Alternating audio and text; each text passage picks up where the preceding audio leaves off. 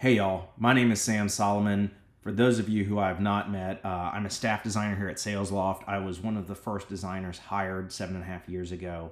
Currently, I'm the designer in charge of Starlight, our design system. I am also the design lead for our platform pod, so I work directly with R&B and solar panels on Rhapsody, Satellite, ton of other stuff. And today I'd like to talk with you about building software. Y'all already knew that. But today I'd like to talk with y'all about building software fast. Okay, let's get started. I'd like to start with a favorite concept of mine, platform thinking. Platform thinking is the ability to see a system as a whole. It's a viewpoint that helps us see how individual problems and solutions connect with this larger entity. It's about viewing this entity as a system instead of a silo. We want to avoid silos. They create a dangerous perception of progress. They create a dangerous perception of progress because you're able to move fast without reconciling how the work you're doing affects the larger system. It's a false progress. In the long run, silos will create weaker, less effective, more brittle products for our customers. They'll also make it harder for us to maintain. What we want to do is be able to see the big picture. Designers, PMs, engineers, really anyone on this call can benefit from looking at the relationship between things instead of focusing on the things themselves, those little connections instead of the entities. Parts of this platform, parts of any platform don't exist in isolation. Every feature impacts all of the others, either directly or indirectly. When you focus solely on those individual pieces, you'll miss out on the broader implications of how changes you make in that one place affect the entire platform. So what though? Yes, we see how activity and task and person are all related. We know that. Why is that important? It's because speed is critical. We have to go fast. I've spent my entire software career asking the question, how can we go faster? How can we go faster? It's a recurring theme that runs in my head. But why is that important? The simple answer is that the quicker we're able to deliver features, the more opportunity we have to deliver value. That's not a unique thing that works for any software business. Probably that's any business. But speed gives us options. It gives us the ability to iterate and make decisions faster. The more complex answer is that speed helps us level the playing field. Business-wise, Salesloft is and has been significantly more capital efficient than our competitors. Most of our competitors have raised 2 to 3 times as much as we have. That means our competitors have a pretty large war chest. They've hired talent aggressively, but that also means their cash runway is tightening quickly. High interest rates are actually an advantage for us in a lot of ways because it puts them in a much worse position. That is, they have a much harder path to profitability than we do. And on the product side, speed is our primary weapon to combat these better funded competitors. You can see my dot diagram, delivery speed, value, our competitors. Hopefully some of this is making sense. But the truth is, if we go fast, if we stay on the accelerator, we win.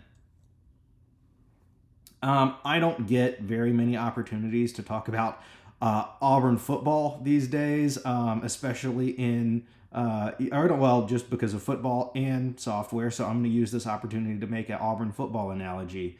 But in 2009, Auburn hired this guy, Gus Malzahn, to be our offensive coordinator. Malzahn, in 1 year, took Auburn from 110th, that's last place in offense, to 17th the next year with basically the same roster. And then the following year after that, in 2010, he won a college football national championship. So in 5 years, this guy went from the head coach at a high school football team to coaching a national championship team. And then he'd take the team to another national championship in 2014.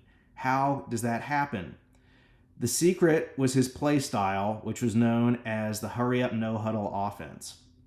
Now, this was the complete opposite of the hold on to the ball, eat the clock, don't make mistakes defenses that dominated football in the 90s and 2000s. Malzahn's offense looked at the 60 minutes in the football game, and he tried to squeeze as many plays as possible into those 60 minutes. The team did not huddle if the clock was running. They worked the edges of the field to stop the clock, but only when needed. They took deep shots towards the end zone when the defense was tired. Auburn went from averaging 50 to 60 plays per game to more than 90. And since then, basically every team in college football has either adopted some form of the no huddle or has developed strategies to contain it. It changed the game of college football. And so as we approach this next year, I'd like y'all to be thinking about it as a 60-minute football game. Use platform thinking, use speed, use those things to help us squeeze kind of as many features, as much value into the product as possible. So we know we need to go fast. What are some other things we can do to do that? Connect the dot. This stuff is kind of a muscle. You have to exercise it. You have to do the work of connecting the dots. Let's look at this example, an email task. Everyone here should be familiar with an email task. It's one of the most commonly used tools, activities in Salesloft. Given the framework that's already built around an email task, we should be able to look at some other things and predict what they might look like, even though we haven't built them. What does a text message or WhatsApp or in-mail task look like? They all have similar attributes. They're all largely text-based, asynchronous communication. They kind of should all function very similarly. We should be able to use almost everything that we have and pull those in and make this work. It should be obvious kind of like how that should work. It's not magic, and a lot of this is kind of boring and straightforward. Take what you know about the platform and expose yourself to new features, new components, new patterns.